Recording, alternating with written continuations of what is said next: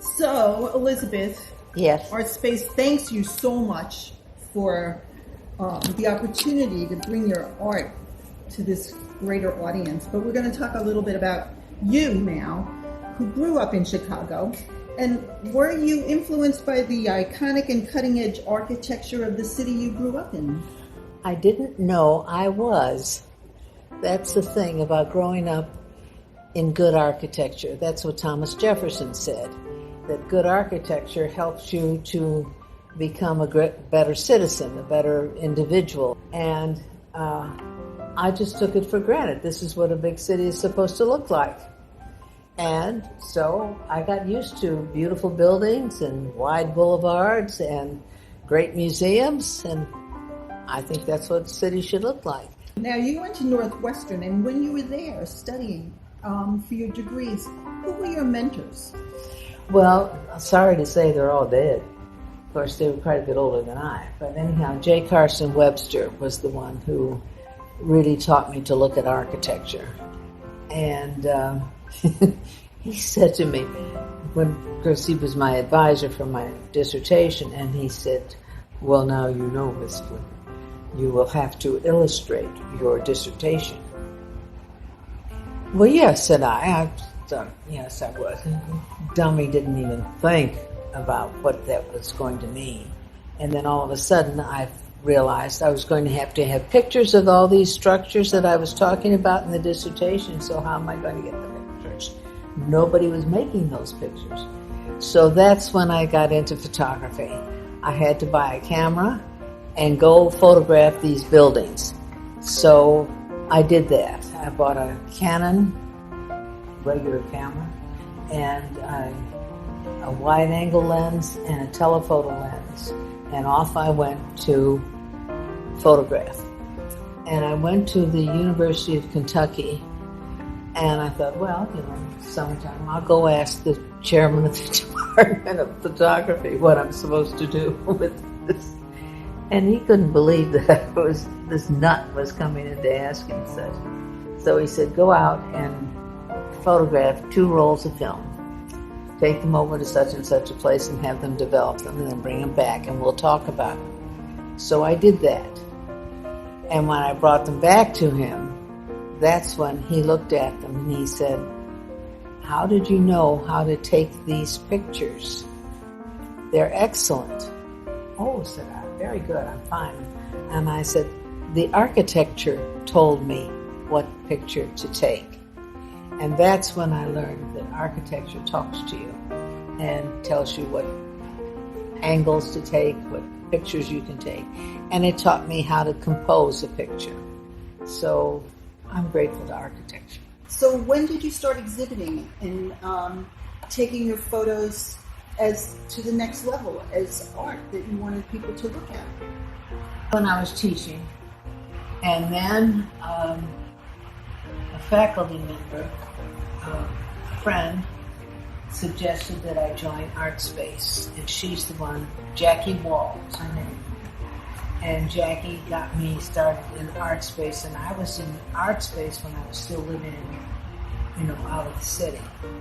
And so I came to Artspace and began showing. One of the major errors I made, among others, is that I did not keep a good record of exhibits and what I did and what I sold and all the rest of that stuff. You really need a full-time secretary for that stuff, and I'm very poor at that. Okay, so a lot of your photos are records of your travels, your extensive travels, and I just wanted to ask you, have you been to every continent? No. And which one have you not been to? Antarctica. I thought that might be the one. But all the others? I don't really think I've done South America. I've been to Mexico, but that doesn't really count. South America. And let's see what else. And I have not been to Australia. I'm sorry to say. Now, being that you're so involved with architecture and it's had such an impact on your life, how do you think ordinary people, are affected by the architecture that they live with every day? That's a marvelous question. That's a very philosophical question. it would take a J. Carson Webster to answer that. It would take an I.M. Pei to answer, and I'm neither of those two.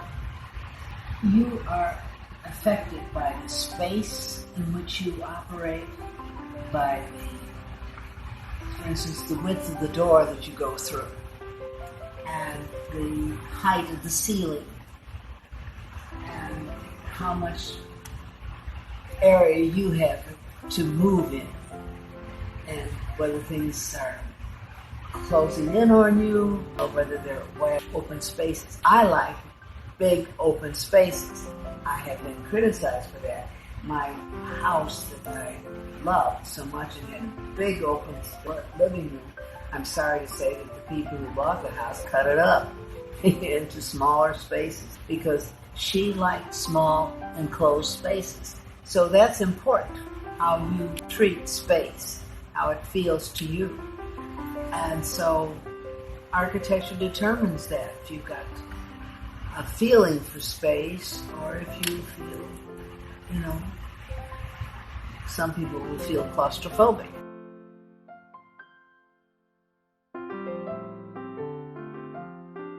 But what I think, and you as artists also feel, that to have someone take your work home with them, and that they can see what you saw, and maybe more than what you saw, every day of their life, that's what art is for.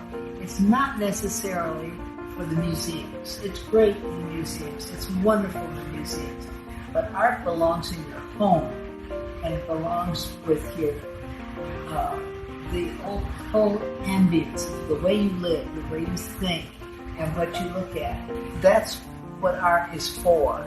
It's for making you feel human and making you feel that the world is wonderful, and how to look at the world.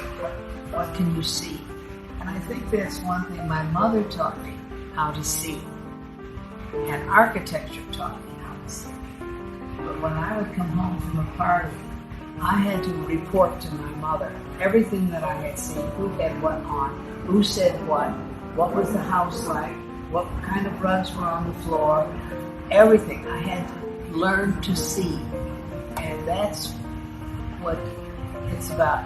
My husband, I'm sorry to say he's no longer with me, said that I taught him to see light, which surprised me since he was a fighter pilot. And he ought to have been able to see light.